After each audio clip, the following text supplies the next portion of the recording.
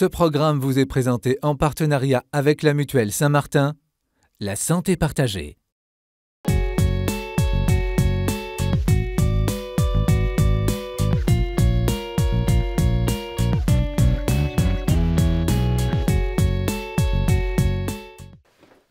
Benjamin a 10 ans.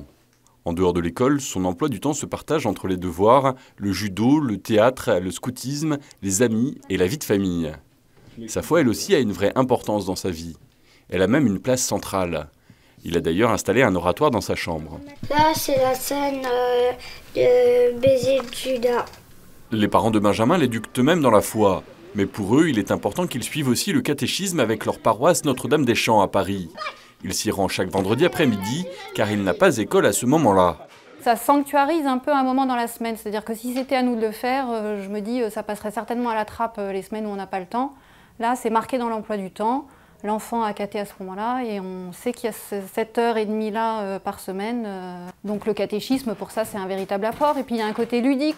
Pour les parents de Benjamin, le caté n'est pas une activité comme toutes les autres. Et d'ailleurs, il a même dû renoncer à une activité artistique pour y participer. On a dû trancher, c'est-à-dire qu'il y a une année où Benjamin a fait de la musique. Il se trouve que pour poursuivre ce cours de musique, ça nécessitait de rester à l'école 2 jours par semaine, c'est-à-dire les 2 jours où il y a les ateliers le mardi et le vendredi, et ça voulait dire donc que le cours de caté passait à l'as. Et donc on a fait le choix qu'il arrête la musique pour aller au caté, parce que c'était important pour nous qu'il fasse sa première communion, que la musique il pourra toujours récupérer une année après, et que pour autant c'était sympa qu'il soit dans un groupe de caté avec des enfants de son âge, qui sont dans sa classe, et qu'il fasse sa première communion en même temps avec eux. C'est donc ici que Benjamin pose les bases de sa foi, au travers de jeux, de prières, d'enseignements et de rencontres. Je pense qu'on apprend beaucoup plus au caté que ce qu'on apprend à la messe quand on est un enfant, ou même avec un peu d'appétence, les enfants ils décrochent et ils n'écoutent pas tout. Et il y a un côté certainement beaucoup plus convivial de partage de la foi avec des enfants du même âge que soi.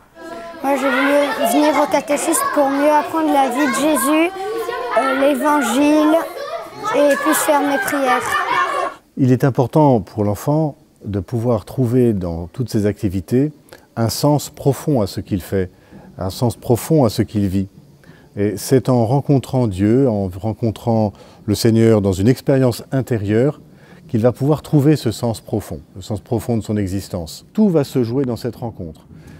Pour un enfant, découvrir qu'il a une vie intérieure, découvrir que Dieu est vivant en lui, que le Christ est vivant en lui, va pouvoir lui donner le sens de sa vie et ordonner l'ensemble de ses activités, de son existence. Les parents se trouvent souvent devant la difficulté, l'équation difficile à résoudre, de pouvoir répondre à cette attente profonde de l'enfant au milieu d'une multitude d'activités plus ou moins obligatoires. Finalement, ces dimensions sont multiples et elles engendrent un agenda ingérable. Jean-Marie Petitclerc, qui est un éducateur bien connu, père salésien, parle des 3 lieux d'éducation de l'enfant qu'il faut pouvoir mettre en place. Le premier, c'est la famille, bien évidemment. Le second, c'est l'école. Et le troisième, c'est un 3e lieu à déterminer. Ça peut être le sport, ça peut être la musique. Il me semble capital qu'un de ces 3 lieux, et probablement ce 3e lieu, soit un lieu qui intègre la dimension spirituelle en l'associant à d'autres dimensions, culturelles ou sportives. Et pour cela, un patronage, le scoutisme, un pôle jeune, comme nous avons à Paris, peut permettre à l'enfant de rencontrer le Seigneur, d'avoir une expérience de l'intériorité au milieu d'activités plus larges, plus diverses, avec d'autres enfants. Vous pouvez proposer un stage de voile à vos enfants.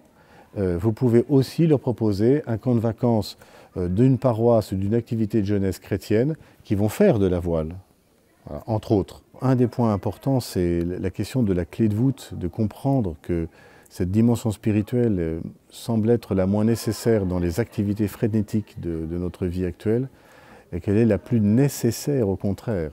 Et donc il faut pouvoir dégager du temps et des priorités. Et ce n'est pas forcément à l'enfant de le faire, car il n'en a pas forcément conscience.